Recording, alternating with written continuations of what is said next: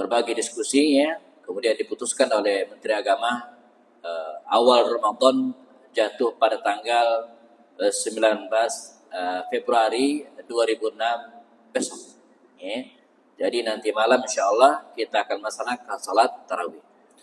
Namun demikian tidak bisa dipungkiri beberapa saudara kita khususnya yang tergabung dalam Ormas Muhammadiyah mungkin sebagian sudah memulai Ramadannya pada hari ini ya. Dan ini bagian dari dinamika dan bentuk keberagaman kita yang tinggal di Indonesia ya. Walaupun banyak kalangan menyesalkan, tapi ini bukan hal yang prinsip, toh kita juga mentoleransi beberapa perbedaan-perbedaan yang lain ya. Dan cukup banyak hal penting yang harus kita sepakati daripada kita berbeda pendapat ya. Oke, baik. Kalau kita baca ulang firman Allah Subhanahu wa taala yang menjelaskan tentang perintah melaksanakan puasa Ramadan ini ya, seperti disebutkan Allah dalam surat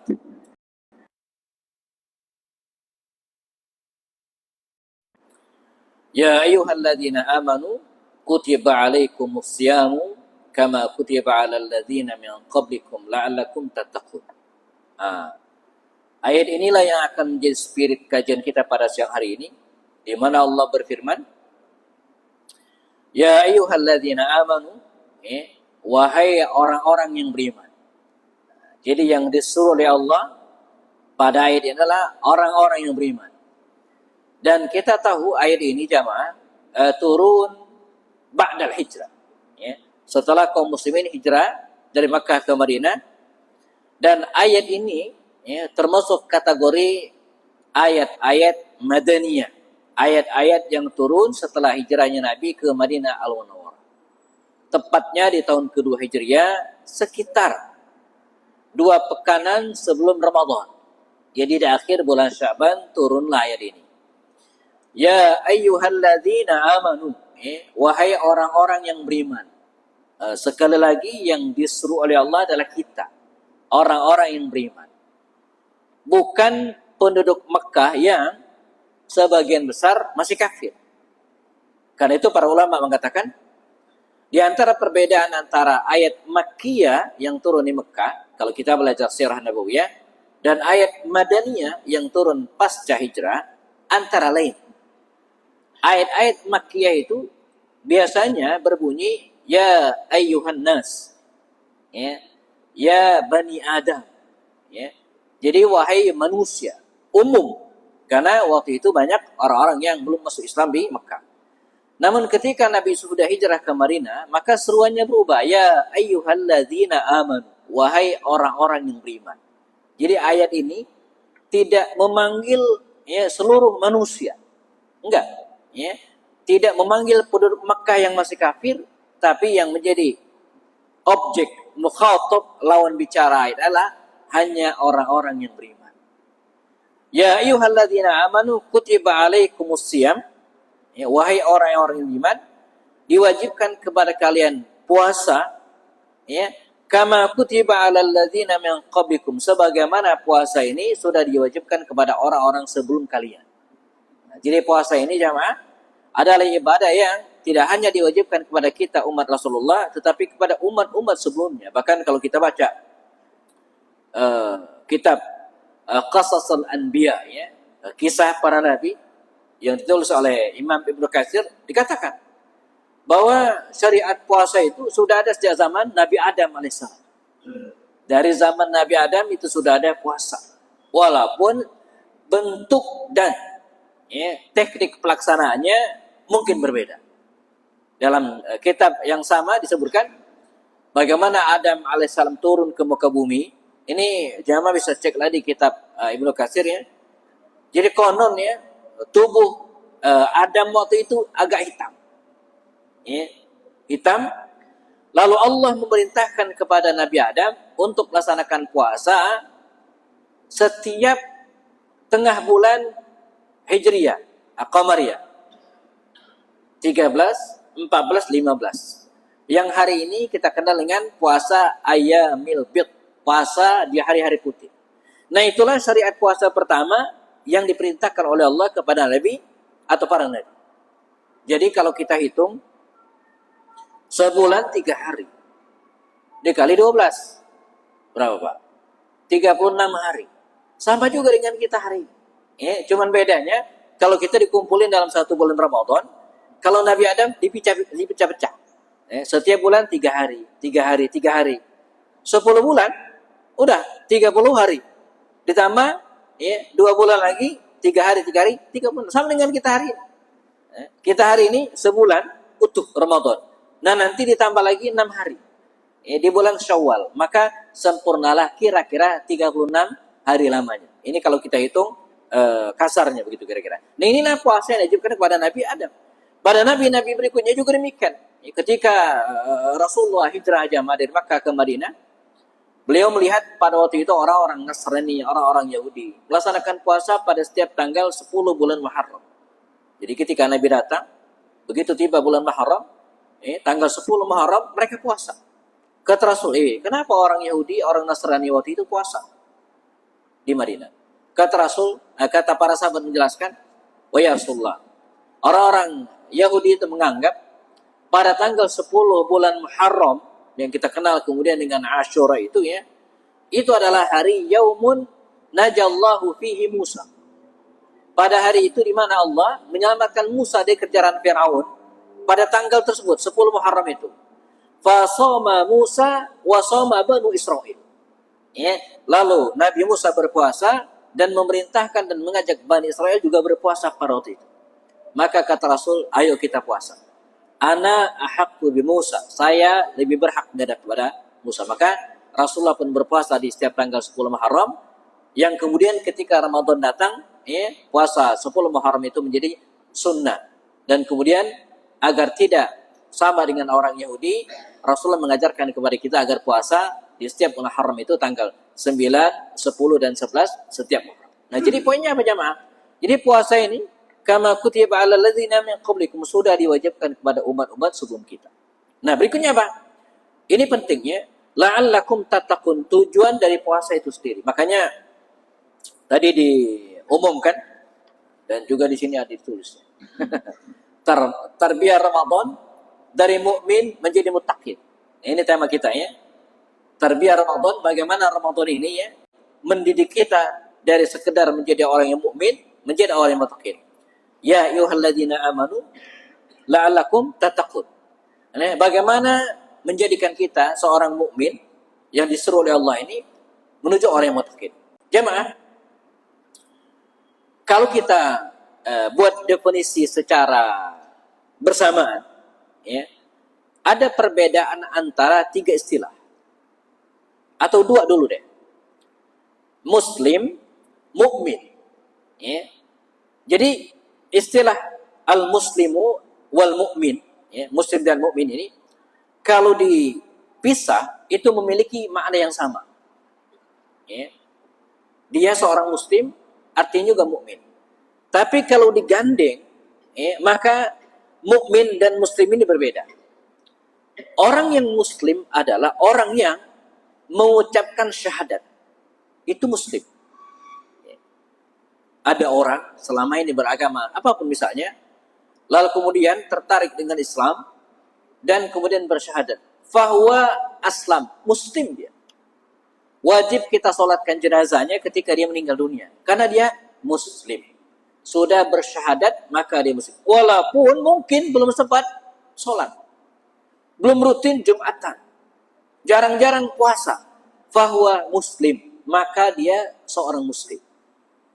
Makanya ketika bangsa Arab Badui datang menghadap baginda Rasul dan bersyahadat, dan mereka mengatakan, amanna ya Muhammad, kami beriman. Lam tu'minu, kalian belum beriman. Walakin qulu aslamna, tapi kalian baru berislam. Dalam surat Al-Hijr dikatakan ketika bangsa Arab datang Badui, orang Badui perkampungan datang ke Rasulullah dan mengatakan, amanna, kami beriman, tidak akan Rasul.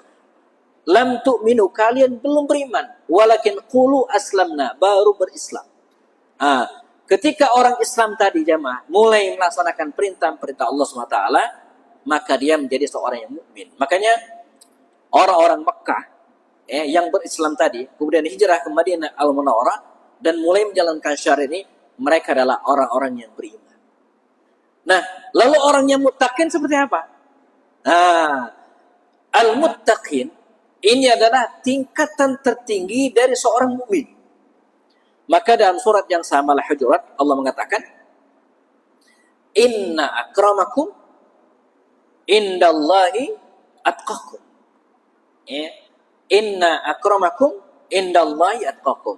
Sesungguhnya akramakum, orang yang paling mulia di sisi Allah Subhanahu wa taala itu bukan orang Islam, bukan orang yang mukmin, tapi atqakum, orang yang paling bertakwa. Malah pada setiap Jumat, kalau kita ingat khutbah Jumat, di antara seruan wajib seorang khutib kepada jamaahnya adalah apa? Seruan agar bertakwa. Dalam mazhab Syafi'i, di antara rukun khutbah itu adalah wasiat takwa. Baik dengan mengutip firman Allah SWT dalam surah Ali Imran, "Ya ayyuhalladzina amanu taqullaha haqqa tuqatih wa la tamutunna illa", dan seterusnya itu kan, "Ya ayyuhalladzina amanu taqullaha", wahai orang yang beriman bertakwalah, ataupun dengan kalimat-kalimat yang lain. Tapi sebagian ulama mengatakan bahwa di antara rukun khutbah itu wasiat takwa. Wasiat mengajak kita untuk bertakwa kepada Allah SWT. Inilah tingkatan tertinggi dari seorang mukmin, menjadi orang yang muttaqin, menjadi orang yang bertakwa. La'allakum tattaqun. Nah, pertanyaanlah, bagaimana ciri orang yang muttaqin ini, jemaah? Orang yang muttaqin itu beda dengan orang yang beriman apa? Jemaah rahmatullah.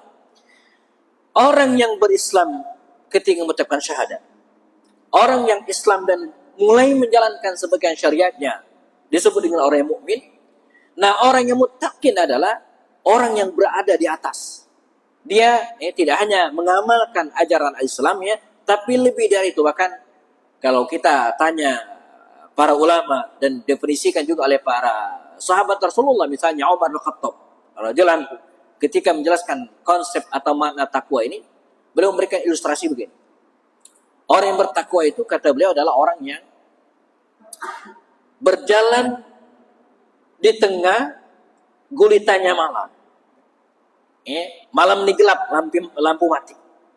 Berjalan, jamaah, dan dia tahu bahwa di hadapannya itu baru saja ditebarkan duri, beling, paku. Nah, kira-kira bagaimana orang itu berjalan?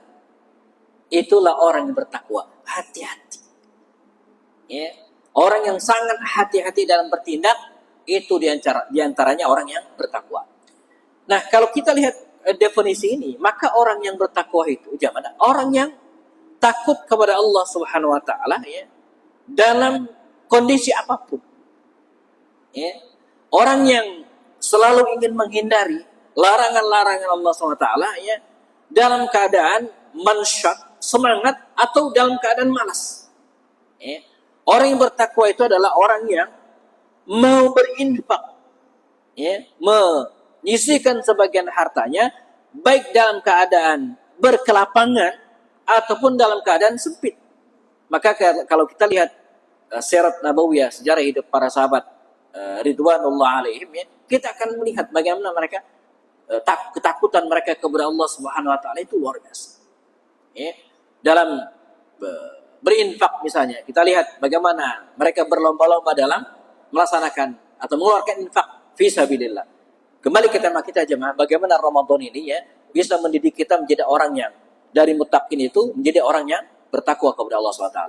Ada beberapa kurikulum, kalau kita lihat tarbiyah, pendidikan, ada beberapa kurikulum mata pelajaran yang bisa kita dalami, yang bisa kita maksimalkan selama bulan Ramadan ini, agar kita yang mukmin hari ini nanti begitu Ramadan selesai kita menjadi orang yang muttaqin. Apa itu? Di antara adalah pasti berpuasa. Makanya saya ingin mengajak jemaah semua, marilah kita besok start mulai melaksanakan puasa. Kata Imam Al-Ghazali itu bukan hanya menahan makan dan minum. Saya sering sampaikan, kalau definisi puasa itu adalah menahan makan dan minum saja, banyak yang bisa, Pak. Bukan hanya kita, bukan hanya orang muslim, yang lain juga bisa. Saya beberapa waktu lalu ada entah podcast atau wawancara, Deddy Corbuzier ya, yang dulu kan belum lama masuk Islam. Kemudian ditanya, ya, ketika tiba bulan Ramadan ya, apakah Anda kesulitan berpuasa atau tidak? Katanya enggak. Saya udah biasa puasa, ya. Tapi puasa untuk diet gitu ya.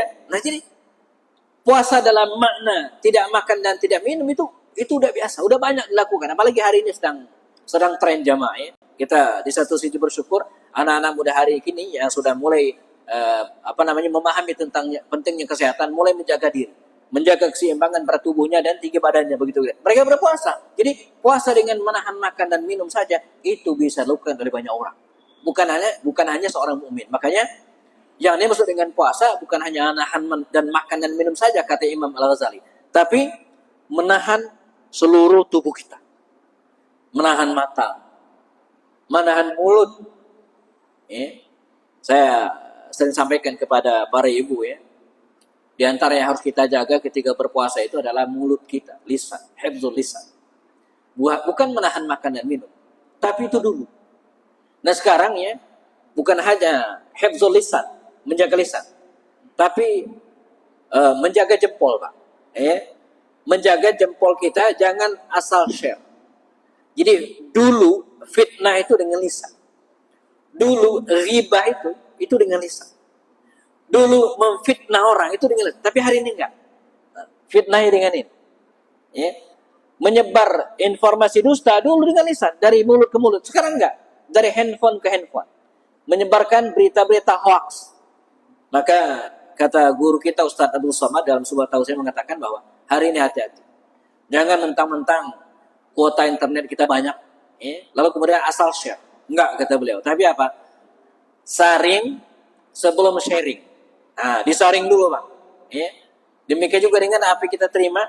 Makanya ajaib, kalau kita lihat anggota tubuh kita ini, kita diperintahkan oleh Allah SWT untuk mendengar sebanyak mungkin. Maka telinga kita dua, Pak. Dalam keadaan terbuka. Ini telinga kita ini nggak ada yang nutup kan? Walaupun kita tidur, nggak ada orang tidur kemudian telinga nggak ada. Open terus telinga kita. Artinya apa? Kita diperintahkan untuk banyak-banyak mendengar. Banyak-banyak melihat. Mata kita dua, tapi sedikit bicara. Tidak semua yang kita dengar dari telinga kita, tidak semua yang masuk lewat mata kita, kemudian harus kita share. Enggak. Ini diantara makna puasa. Menjaga seluruh anggota tubuh kita. Bukan hanya dari makan dan minum, tapi dari bicara yang tidak penting, dari share yang tidak penting, dan sebaliknya. Kita warnai, kita penuhi hari-hari Ramadan kita dengan ibadah-ibadah yang lain. Apa misalnya? Al-Quran, tilawah Al-Quran. Saya ingin mengajak, marilah minimal bangga jamaah bagi kita yang baik yang sudah lancar baca Quran ataupun belum ya, untuk memaksimalkan minimal banget tilawah Al-Quran. Kalaupun belum bisa tadabbur Al-Quran, tapi minimal tilawahnya dulu deh. Iqra'ul Qur'ana fi syahr, kata Rasul. Khatamkan, bacalah Al-Quran minimal banget sebulan sekali khatam. One day, one juz. Sekedar bocoran, ada kemungkinan Ramadan ini ya, puasa kita 29 hari. Kemungkinan. Makanya harus diantisipasi. Jangan nanti kita kurang 1 juz ya. Saya sarankan ya, kalau nanti malam kita mulai tilawah 2 juz lah. Kita lebihkan 1 juz. Supaya apa? Begitu Idul Fitri datang kita sudah khatam 1 juz. Ini minimal banget. Lebih dari itu boleh. Enggak mesti 1 juz. Bisa 2 juz per hari. Nanti ketika khatam lebih dari itu ya. Para sahabat Nabi dulu ketika menghatamkan Al-Quran macam-macam. Ada yang seperti Abdullah bin Amr bin As sebulan 3 kali khatam. Ada seperti Umar bin Khattab sebulan sekali khatam. Utsman bin Affan dalam riwayat katakan dia biasa menghatamkan seminggu sekali. Utsman itu seminggu khatam. Berarti sebulan 4 kali, Pak. Kalau kita setiap malam Jumat itu khataman Yasin. Biasanya gitu kan. Tapi Utsman bin Affan enggak, khatam Quran. Setiap malam Jumat dia khatam Quran. Bisa juga. Atau yang ekstrim seperti Imam Syafi'i. Dalam kitab Syiar Alamin Nubala yang ditulis oleh Imam Az-Zahabi, di suatu Ramadan Imam Syafi'i itu menghatamkan 60 kali khatam. Sehari 2 kali khatam. Wah, ini udah kelas tingkat tinggi begitu kan. Tapi intinya apa? Kita berbanyak membaca Al-Quran. Ibadah yang ketiga yang juga bisa kita maksimalkan di bulan ini adalah tarawih jamaah. ya, melaksanakan sholat tarawih, qiyamul lail, sholat malam di bulan Ramadan disebut dengan tarawih. Mumpung belum mulai ini, mulai nanti malam kita start tarawih dan niatkan tidak bolong sekalipun, full. Ya. Kalau sekarang banyak bus full AC, nah kita nggak full tarawih. Ya, upayakan jangan sekalipun bolong, kita targetkan. Bisa di masjid, bagus. Berjamaah di masjid terdekat rumah kita, bagus. Kalaupun tidak, misalnya karena kendala kerjaan, belum nyampe rumah sudah azan isya, maka kita bisa laksanakan sholat tarawih di rumah kita masing-masing. Ustaz, sehingga hafal doa-doanya, bisa baca, enggak pakai doa, sholawat diselingi dengan di antara jeda rakaat kita juga boleh. Ya. Ustaz, saya enggak kuat 20 rakaat, 8 rakaat juga boleh. Jadi saya sampaikan, sholat malam itu, sholat tarawih itu fleksibel. 20 rakaat ada dalilnya. 8 rakaat ada dalilnya. Bahkan saya dapat informasi terkini ya, Mekah itu, Madinah, di tahun ini ya, akan melaksanakan sholat tarawih dan witir 13 rakaat. Ini agak aneh. Di kita 20 atau 23. Ya, 20 plus 3 atau 8 plus 3, 11. Nah, di Mekah dan Madinah 13 rakaat. Ya, jadi 10 rakaat. 5 kali 2, ya, 5 kali 2 salam ya, ditambah dengan 3 rakaat witir 2 kali salam. Ini yang terjadi pada tahun lalu dan tahun ini akan seperti itu. Jadi tidak memberatkan bagi kita insya Allah ya. Nah kemudian yang terakhir, ibadah apa yang bisa kita maksimalkan agar bisa menjadi orang yang mukmin, menjadi orang yang muttaqin adalah memperbanyak sedekah. Ya, Rasul itu adalah orang yang paling dermawan dan di bulan Ramadan ini beliau lebih dermawan lagi. Kalau 3 ibadah tadi jamaah, puasa, tarawih, baca Quran, lebih kepada ibadah personal. Ingat, kita harus lengkapi dengan ibadah sosial. Inilah sedekah. Karena itu di akhir Ramadan, ini hikmahnya. Di akhir Ramadan kita diwajibkan untuk bersedekah dalam bentuk zakatul fitr. Ya, jadi dalam Al-Quran, as-sadaqat itu bermakna bisa berarti zakat. Innamas sadaqatu lil fuqara, dalam surah At-Taubah ayat 60 itu maksudnya adalah zakat. Ya, jadi kita maksimalkan sedekah kita pastikan zakat kita, jamaah, ibu-ibu nanti di rumah cek lagi tabungannya ya. Ibu-ibu yang suka nyimpan kepingan-kepingan logam mulia, emas, cek kalau sudah nyampe 85 gram emas, kita kalikan 2,5%, kita keluarkan zakatnya pada bulan ini. Insya Allah dengan memaksimalkan minimal 4 ibadah ini, kita jaga puasa kita fullkan tarawih kita khatamkan Al-Quran kita minimal sekali, dan kita perbanyak sedekah kita, maka insya Allah begitu selesai Ramadan nanti dari mukmin kita menjadi orang-orang yang muttaqin. La'allakum tattaqun. Sehingga pada Idul Fitri nanti kita layak diwisuda, menjadi orang yang lulus, menjadi alumni Ramadan yang mendapatkan gelar Al-Muttaqin sebagai derajat tertinggi dari derajat seorang manusia. Jazakumullah, demikian ya, tausiah singkat pada siang hari ini, semoga bisa memberikan sedikit bekal dan inspirasi bagi kita, dan kita berharap semoga Allah SWT memberikan kesehatan kepada kita, kemudahan kepada kita agar bisa menapaki hari-hari berkah Ramadan, sehingga kita bisa menuntaskan ibadah Ramadan dengan maksimal insyaallah. Amin ya rabbal alamin. Kita selesaikan dengan kafarat majlis. Subhanakallahumma wa bihamdika asyhadu an la ilaha illa anta astaghfiruka wa atubu ilaik. Wassalamualaikum warahmatullahi taala wabarakatuh.